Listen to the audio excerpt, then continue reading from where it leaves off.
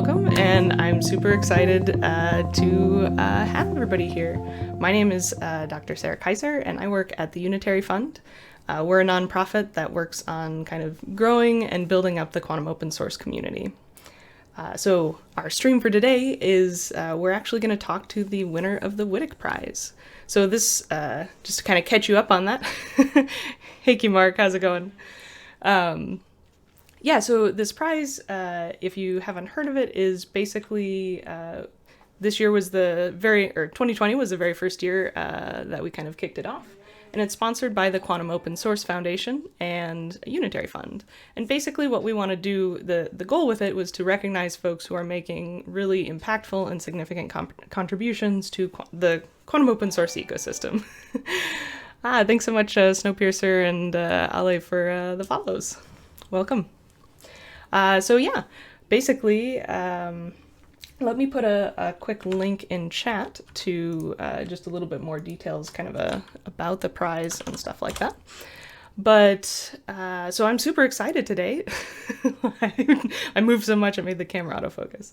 I'm super excited today to actually have the 2020 winner here with us, Roger Lowe. Hi, Roger. Hi, Sarah. Can everybody hear Roger in chat? Please let me know if you can't. But yeah, so today we're basically going to hear from Roger about, kind of a short presentation about what everything he's been working on. And then just kind of have a chat about, open source software and quantum and, how people can actually get involved in this field as well. So if you have any questions in chat, please feel free to put them at any point. I will try to graciously interrupt while Roger's talking, and hopefully, so yeah, please feel free to ask questions at any time. So awesome.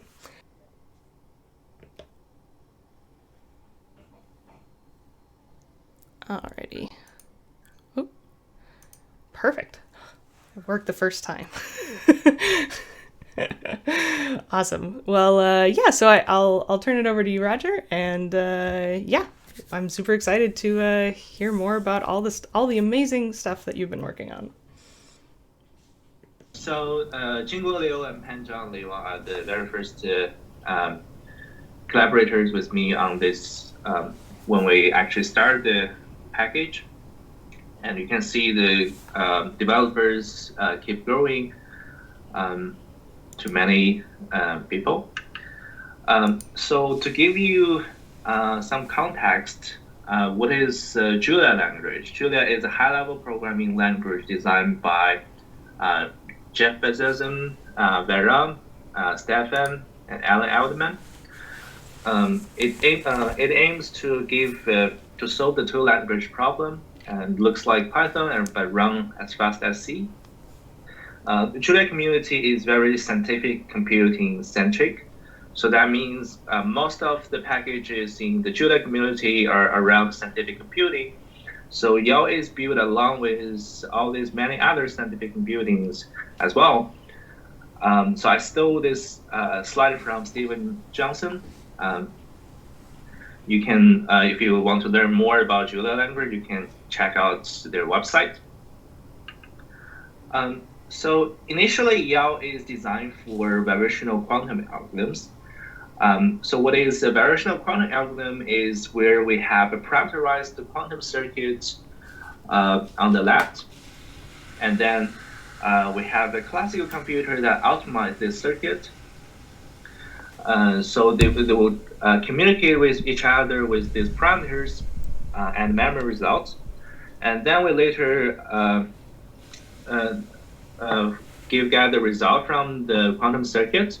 So YAO is one of the very early framework that supports variational quantum algorithms. And it is only a package that supports this in Julia. But later we grow an ecosystem around this by introducing many other features. So the whole YAO ecosystem is actually built around this quantum block intermediate representation. So what it does is actually very simple. For example, here is a quantum Fourier transformation circuit. And what this quantum block intermediate representation does is to represent this as a tree so that it's easier to store in and manipulate on a classical computer. And then we build an automatic differentiation engine on this representation that make use of the reversible computing property of quantum circuits, so that you can just use a comma to get the gradient of your expectation and without allocating much memory. So here is an overview of how the whole ecosystem looks like. So we then build symbolic representation around this IR, and we build different registers. For example, we support GPU, and we're gonna support hardware from IBM this year. And we use many other packages to power this ecosystem in Julia. For example, the well-known differential equation ecosystem, and the machine learning ecosystem, and the differentiable programming ecosystem powered by Zest. And also there are Julia statistics, symbolic calculation, optimization, and differentiation. So besides the ecosystem, we actually implement this high-performance quantum circuit emulator with pure Julia that is readable and simple, which means you don't have to go through. If you want to understand how this is implemented, you can just check or read some Julia code and you understand how this is implemented. I actually also have a blog post to tell you how to implement this top performance quantum circuit emulator in one day. And as you can see, we are one of the fastest quantum circuit emulator among others open source softwares. And we built our GPU emulator only takes about 300 lines of code using Julia's powerful CUDA compiler, CUDA native. So here's a piece of picture I stole from CUDA native slide. It gives you a way to directly use the Julia compiler extension to write CUDA code.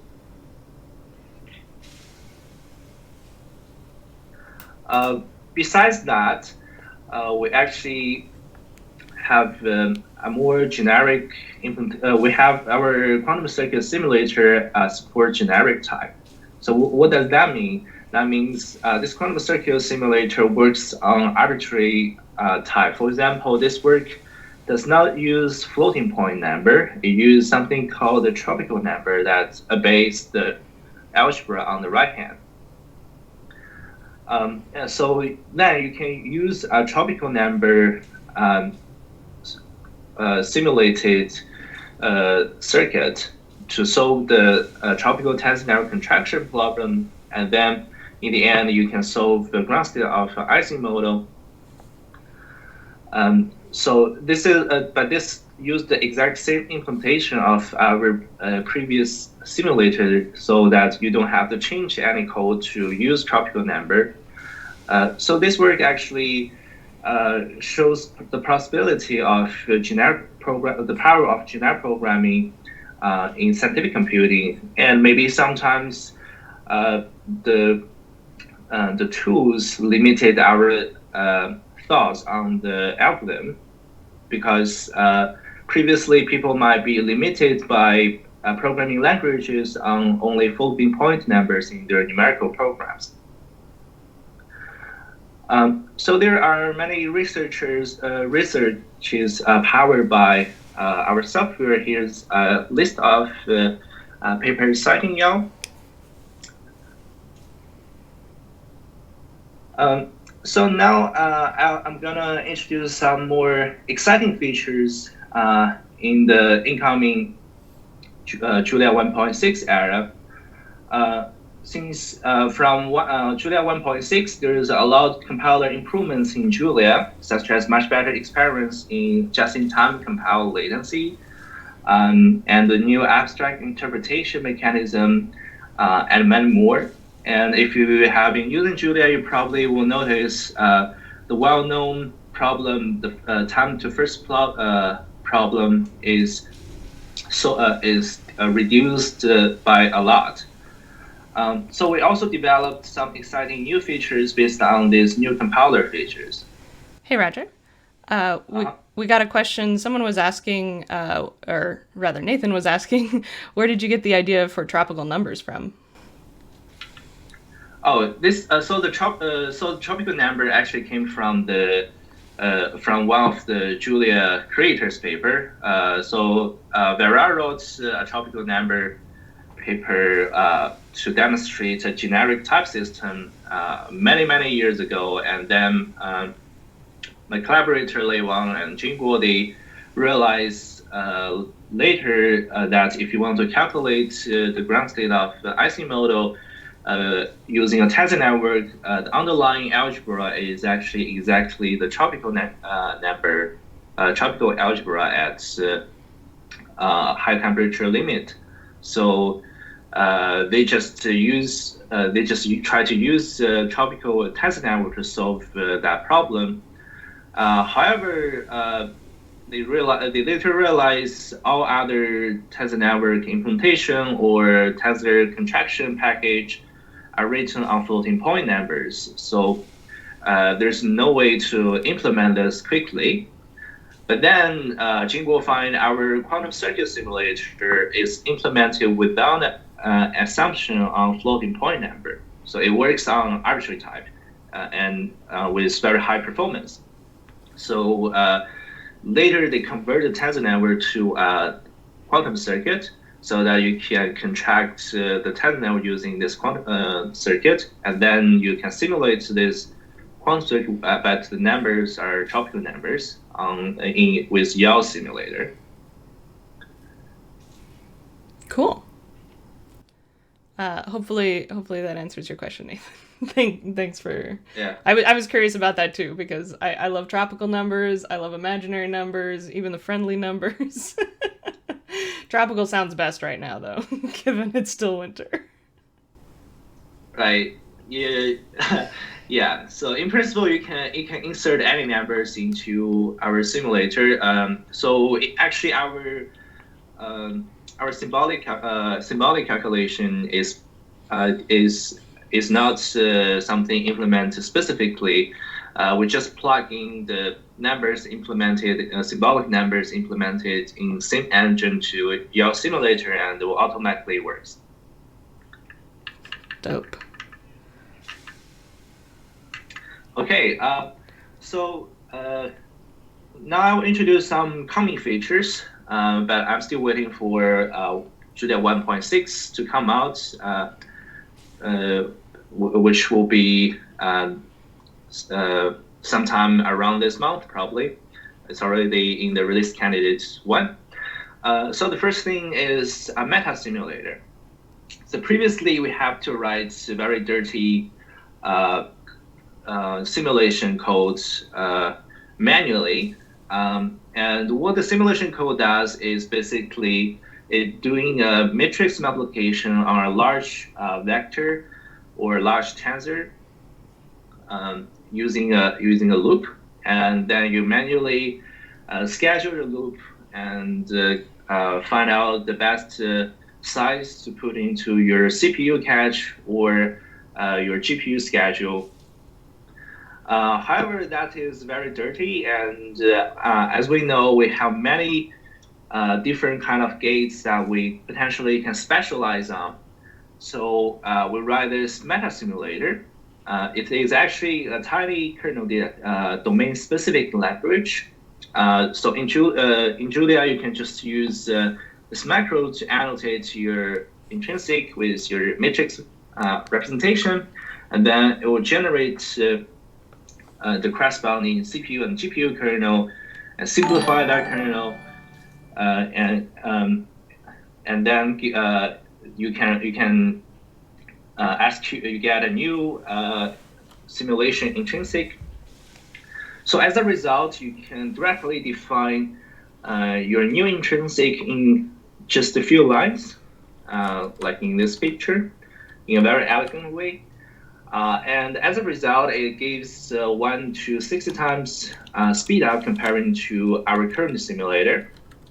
And of course, it supports generic type, and it actually even supports more generic type, so that we can further use this on tensor network or density matrix simulation or quantum channels.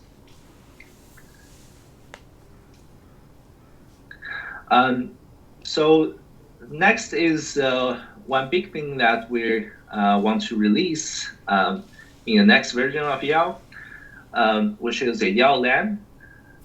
This will be the next domain-specific language for the YAO ecosystem.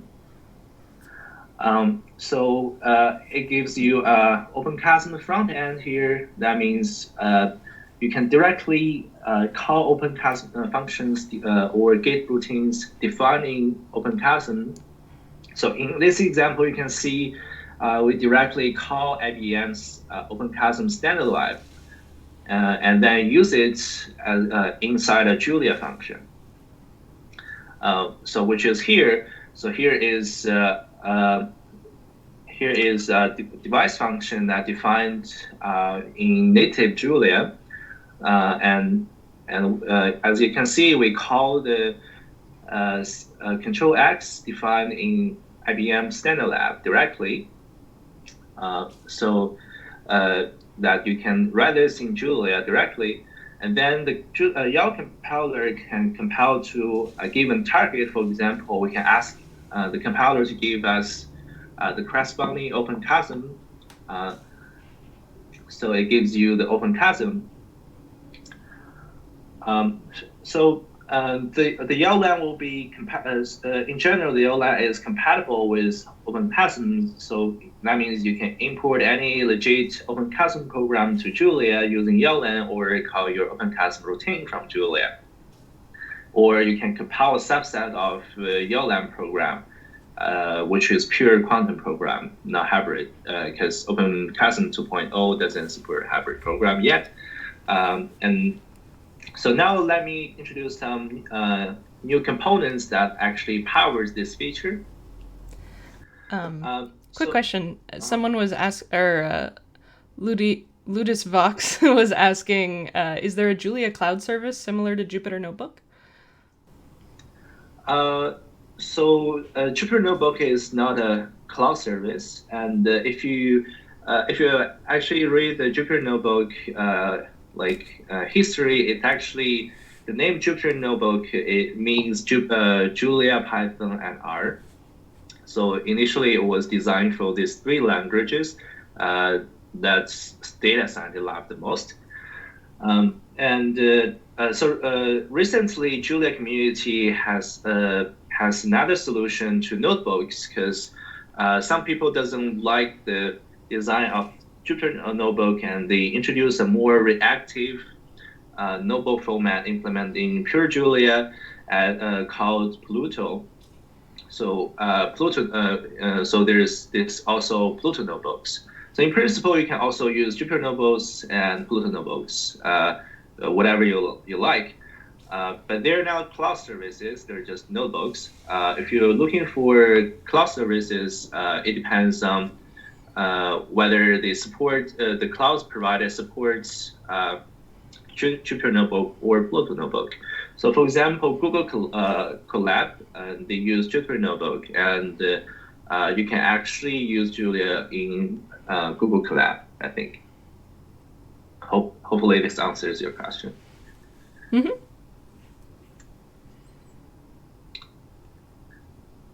Okay, so before I go into each components, I'd like to give you a little bit context of what is a generic hybrid program. So when we're talking about generic hybrid program, it basically means this is a program written in a high-level programming language that contains both classical operations and quantum operations. It might be there's a quantum circuit in your program and you're using some classical optimizer to optimize the quantum circuit, or maybe you're using a neural network to generate a sequence of quantum circuit and execute the quantum circuit on a quantum device. So these are all hybrid programs. And then the compiler will do pre-processing to specialize the program to generate a hybrid program instance. And then it does some optimization to figure out, okay, whether this can be simplified, and then we can check if if our compile target can actually execute this hybrid program, because some machine doesn't allow you to execute a hybrid program. For example, you can't directly execute a hybrid program on a pure quantum device.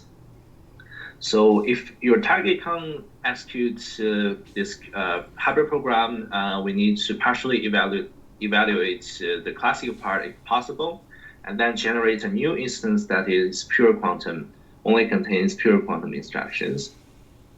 Or if your device is powerful enough to actually execute everything, we just generate the hybrid instructions for your device. So this is how a generic hybrid program works in concept.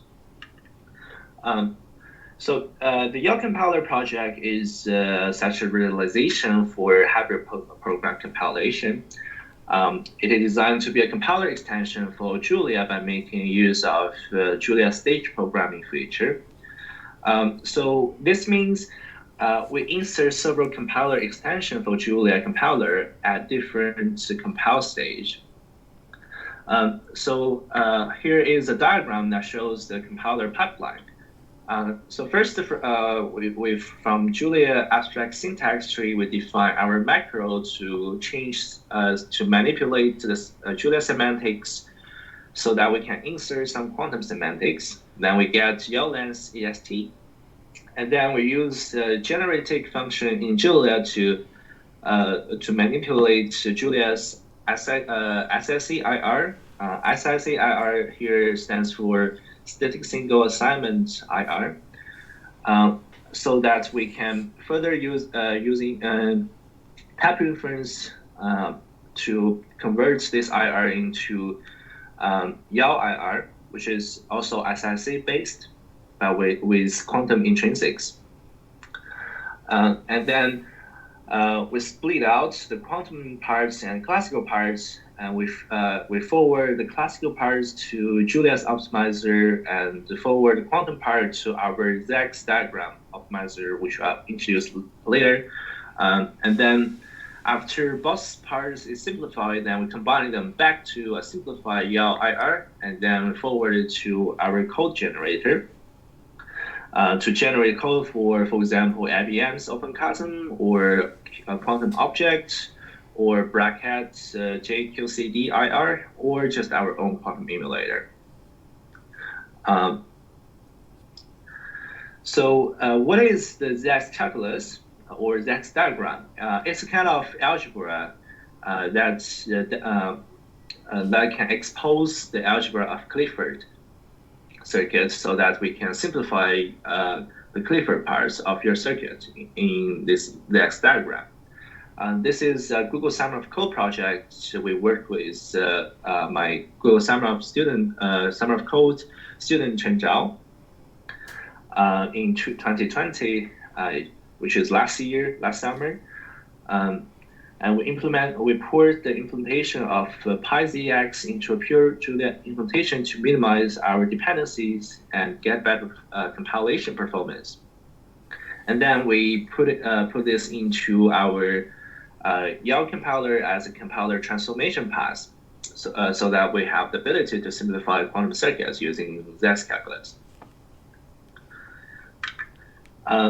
So in the end, there are some other components that I probably won't have much time to talk about, and they're actually pretty simple. So we're gonna have hardware supports in the next release. So the first thing is IBM client in Julia. So this is powered by this package we developed called IBM Q client. And we are also going to support AWS Bracket client, which is still work in progress. And the other big thing is we're working on this yao MLIR dialect. So in case you don't know what is MLIR, to give you a little bit context, MLIR stands for multi-level intermediate representation. It is a project from LLVM community that aims to power, for example, heterogeneous computing, so that you can compile your program. You can write a more hybrid program that contains maybe a CPU, GPU, and a quantum device, and then compile the code using a compiler in the same IR. So we're porting yao IR into MLIR dialect, and hopefully we can finish this year and create a Julia-based optimization pipeline with MLIR. So last, I hope if anyone interested, join this open source effort to power your own research. And you can check out our website here, which is yao.jl. So thanks, everyone. Yeah, thank you so much, Roger. That was awesome. I put a link to Yao Quantum in the chat, so anybody who's interested can check that out. And yeah, hopefully start contributing to some of these awesome projects. Nice. Chat gives you a thumbs up. I had one quick question for you, which is the last thing you were talking about, the MLIR stuff. How does that relate to kind of LLVM stuff in general? And like, I'm also aware of like the QIR, so the quantum intermediate representation, kind of project that Microsoft put out that's also LLVM based. Maybe you can talk a little bit more about how those kind of compare. Yeah. So initially, the motivation of the MLIR is because in the broader compiler community, and when people create a new programming language, they realize LVM IR is not enough. They always need to create their own IR on top of LLVM IR to represent their own top high-level features. For example, Julia has its own SSE IR, Rust has its own SSE IR, and I guess probably C# has its own SSE IR as well. So all these high-level SSE IR, they just add some actual semantics, such as the corresponding type system or the corresponding memory model, and so that they actually have a lot of overlapping, and this becomes actually more fragment in when the deep learning comes. So when people developing deep learning frameworks, they need to optimize, develop compiler to optimize the performance of neural networks, which are basically a bunch of for loops. But because you want some high-level semantic, for example, you want to know whether this for loop is a transpose or not, to help the optimizer work better. So everyone define their own IR in their compiler. For example, there's highlight, there's tensor virtual machine for MXNet, and there's also TensorFlow define HLO IR. So is there a way actually to combine these efforts? Then people, the MLIR people give us this solution called multi-level IR.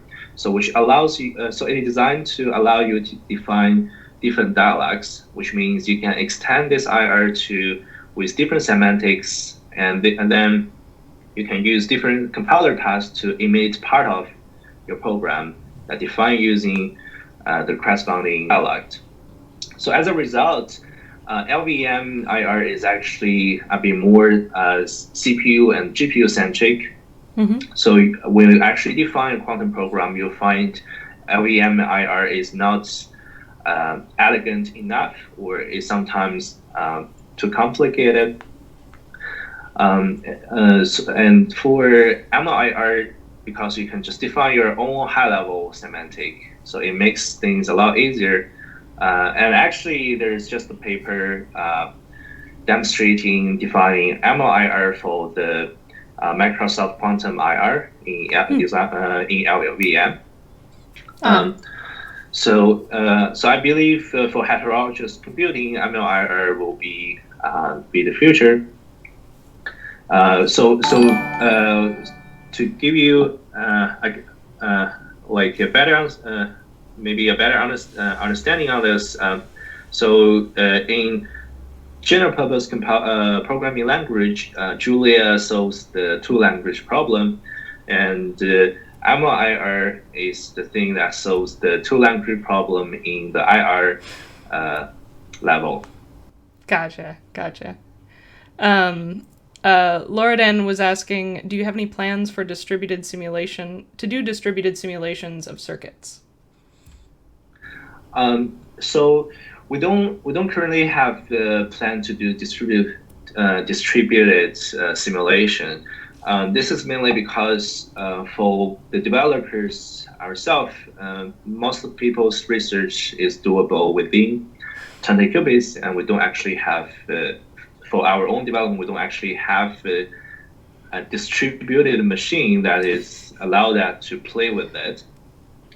So unfortunately, we don't have plans on this. But we actually thought about this because Julia itself supports distributed computing via distributed array. So in principle, to implement a proof of principle simulator with that is something not very hard.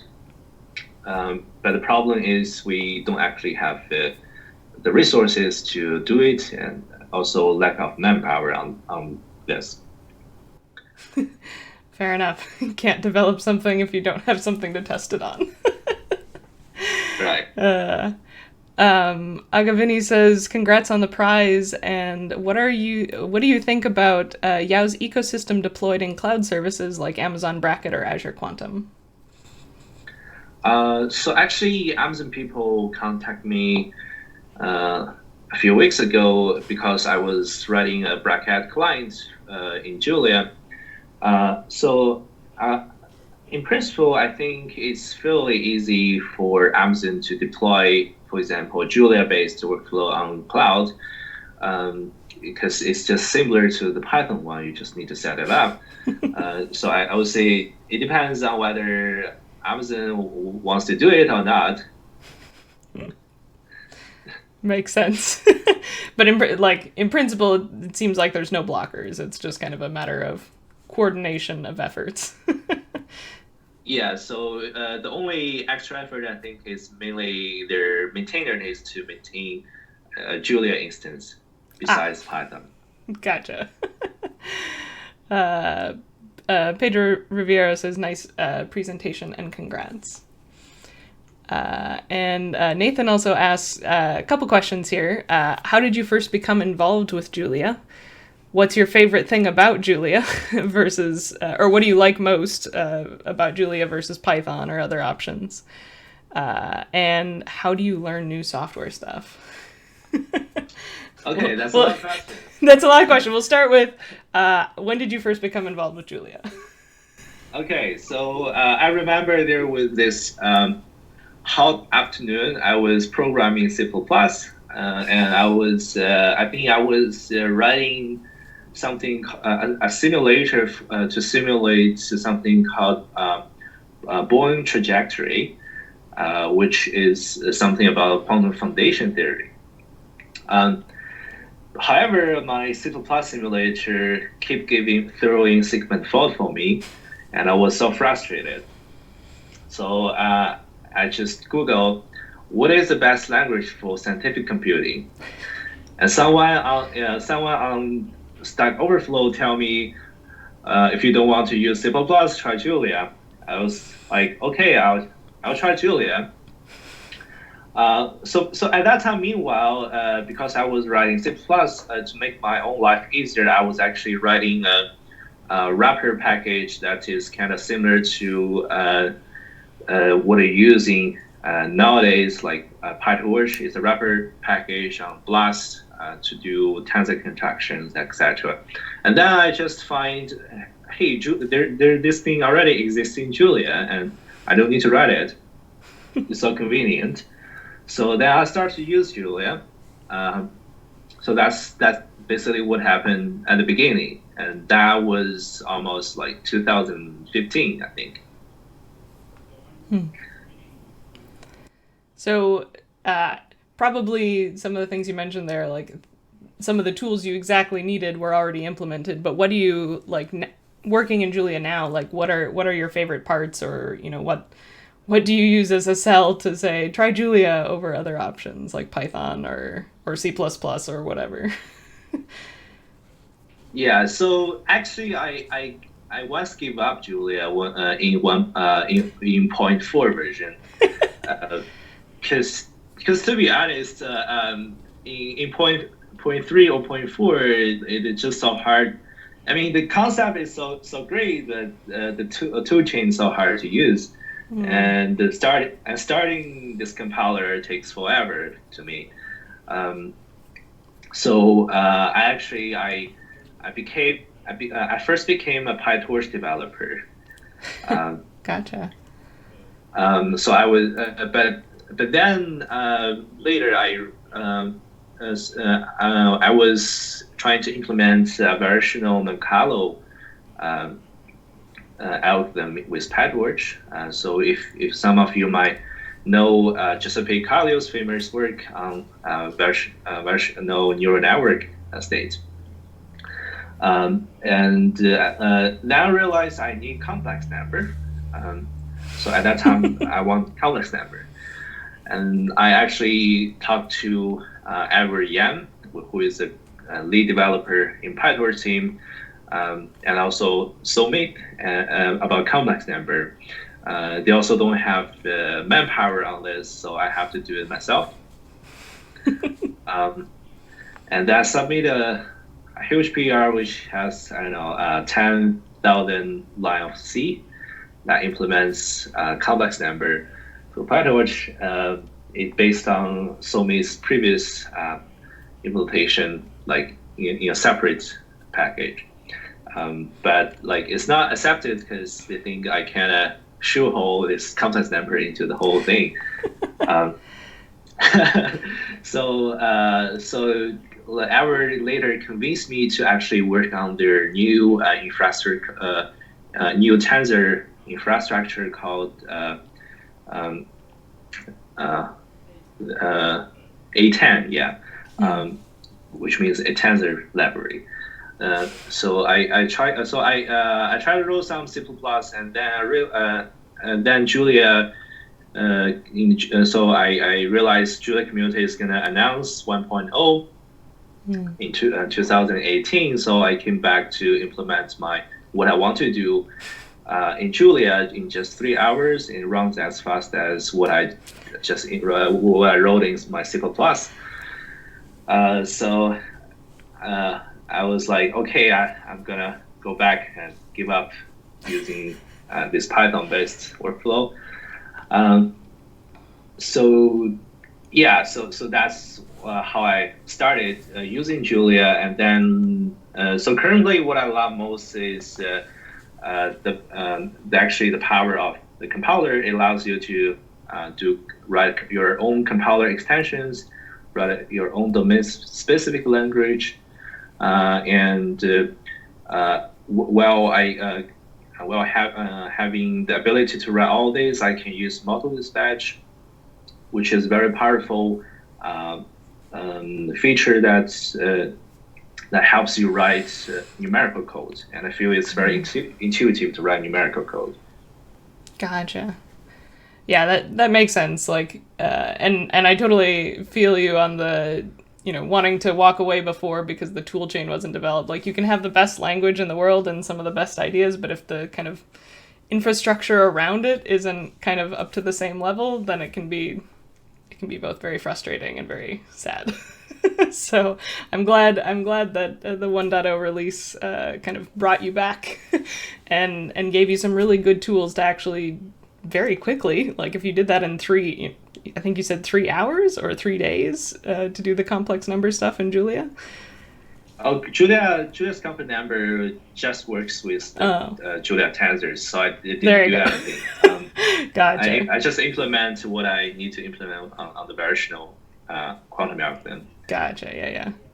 Well, that's I have run into similar like machine learning stuff not supporting complex numbers before and been kind of very sad about it. So good to know that is just natively supported in Julia.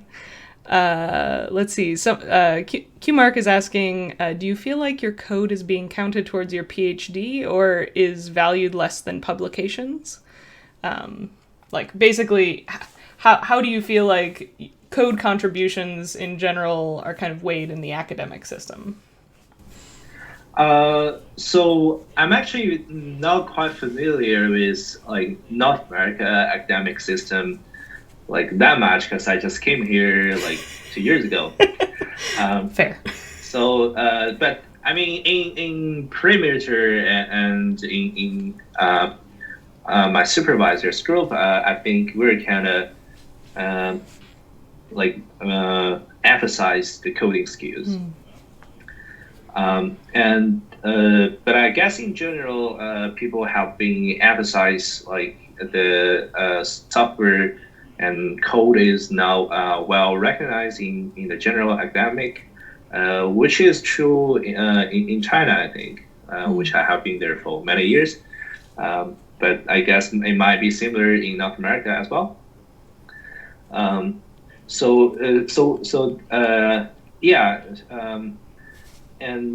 think it also depends on the fields. So in machine learning community or computer science community, actually you can see almost every famous lab have their own software stack. Right.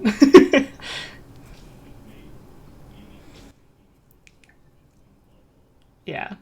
I mean, I guess, at least from my experience, like a lot of the experimental groups I was in, we had our own stacks, but they were almost never open source, and they were kind of treated as these monoliths that if you touch them, or, you could tape a new feature on, but dear God, don't touch the what was there before, because it might fall down and break if someone looks at it wrong.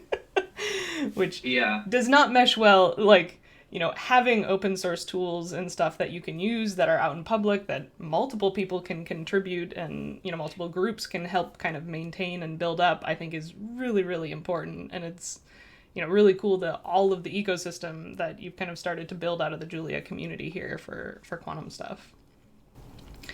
Yeah, I think open source, like the code actually make the code quality becomes better than making it private.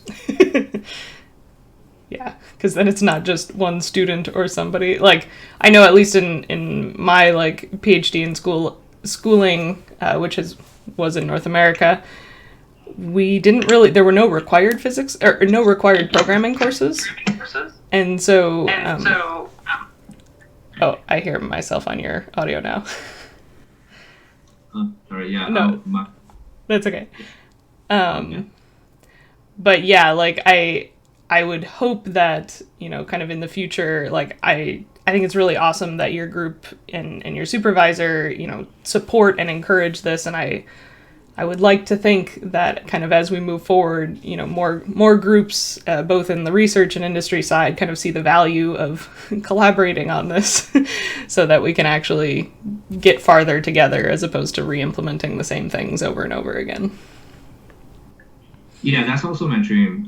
So if you look at the packages we write for Yao, like most of them are actually split into a small package. So that means if you don't want to use other parts, you can build your own software stack using some of the components. So this helps the open source community to actually reuse the code. Yeah, that makes sense. Make it modular, make it easy for people to kind of pick and choose what they need for what they're doing and to add to it. I was really, I've been through some of the repos and stuff that you have. I think all of the docs, like both like quick starts and onboardings and stuff that you have are really good. I've looked at a lot of open source projects, and I thought that was. I really appreciate the effort that you and all your contributors take to making it easy to onboard new people. So, QMark also asks, "What's the story behind QuantumBFS?" Right. So this is actually a random GitHub organization we created initially. So the name is not a breadth first search, unfortunately. It's actually the name of the location. So why I started working on the software of the developers of four of us.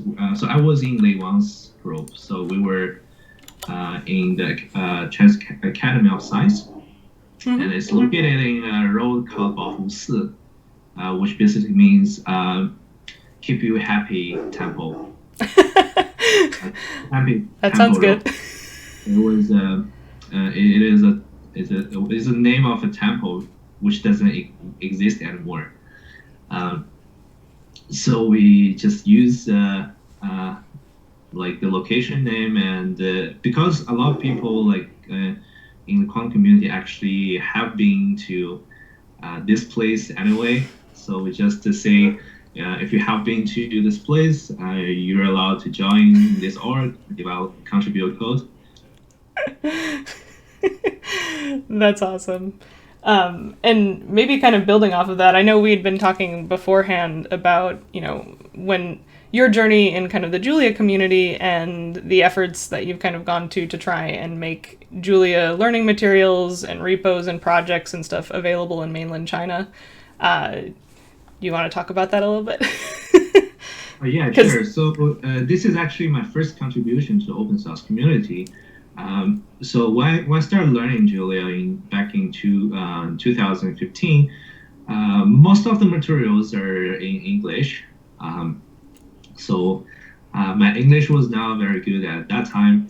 So I had a very, it was a huge obstacle for me, but I make it later. But then I realized I don't want other people to go through all this.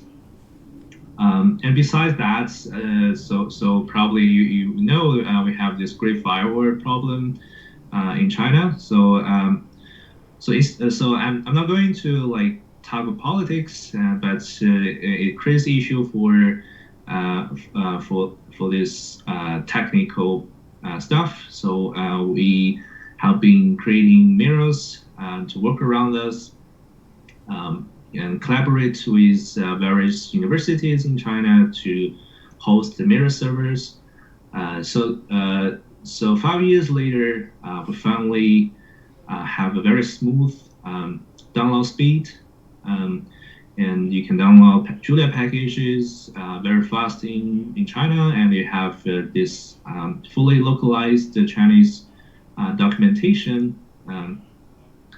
And also, to my surprise, we later find this Chinese Julia documentation is useful for Korean people as well, because Korean is like the language has many similarities with Chinese. So the translation quality from using Google Translate is much better than English.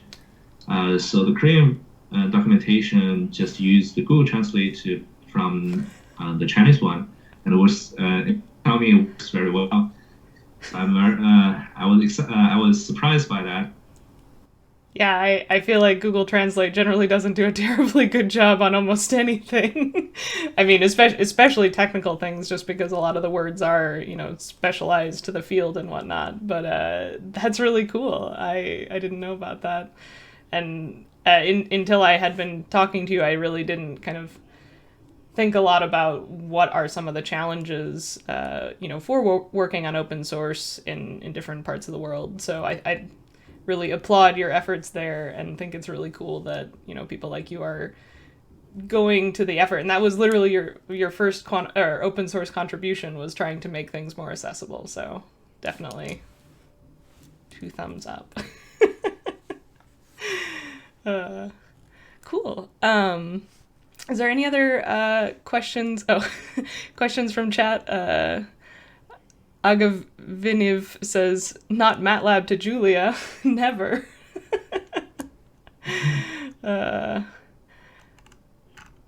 Cool. So maybe kind of one last question I might have for you is, if you could give any advice to your younger self, whether it's about technical stuff, open source skills, quantum skills, like if you could go back in time and tell yourself something that you've maybe learned, what would you want? What would you want your younger self, or possibly folks here who are kind of younger in their academic journeys? What do you think would be most helpful for them to know? So I would say if you try to write a software, don't try to design everything in the first time and just finish it quickly. I have been doing that like when I was young for several times, and then later I realized that was not a good idea. I think I fall into that trap a lot. I try to perfect is the enemy of the good, I think is a phrase I've heard people say. Like if you try to perfectly design something and design fully extensible things, and really you just end up not getting anything done, or getting something not getting what you want out of it. So I think that's some really good advice. Yeah. Just don't be scared of rewriting the whole thing again later, and you just keep rewriting it. What's is there like a project or an algorithm or something that you've rewritten the most times? So at the beginning we actually rewrite yao several times. If you check out the commit message, you can see we add and delete codes for several times. That because we initially had a lot like huge redesign, and actually the new yao.land DSL is a sort of refactor of our previous design as well. So I would say like software will just keep evolving by rewriting them. And you can get them better and better by rewriting your software. Makes sense. You don't just write you don't write your paper just once and turn it into the journal and they say, it's perfect. No changes, we'll publish it. I don't think that's ever happened. Yeah. So on GitHub you can track every commit, so you always can revise it. And if you want to apply a job, you can just show people your commit, and that's your paper. Yeah, no, that's a really good point. Like something I don't think, at least I appreciated when I was a grad student, was like, if I wanted to get a job in industry, open source contributions are a really good kind of component of your CV. Like sometimes academic papers are good, if they're relevant to the role you're looking for, but like having commit histories like that, where it's verifiably work that you've done, that people can see how it's been used in projects, can be a really good kind of proof of concept for folks in industry to say, hey, this person knows how to code. So yeah. Yeah, exactly. That was cool. Great. Do you have anything else you want to share? Words of wisdom, a funny joke? I guess not much. Well, thank you so much for joining me today, Roger. This has been really fun. I had obviously seen a lot of the stuff you were working on. It was really cool to see, kind of the whole breadth of the breadth first search of everything that you're working on. And certainly they are all incredible contributions to the quantum open source community. I think it's really cool to see like a very strong kind of like quantum component to other languages other than Python, and in Julia, where that's a really as you've kind of pointed out, some really good reasons why that's a great choice of language for this. So if you are interested in either checking out what Roger's been working on or contributing to some of these projects, definitely check out some of the links we put in chat. I will put a link to Yao Quantum again. But yeah, thanks everybody for joining. This was super fun, and congratulations again, Roger, for winning the Wittek Prize. So hopefully, I'm sure you will continue to do great things. Thanks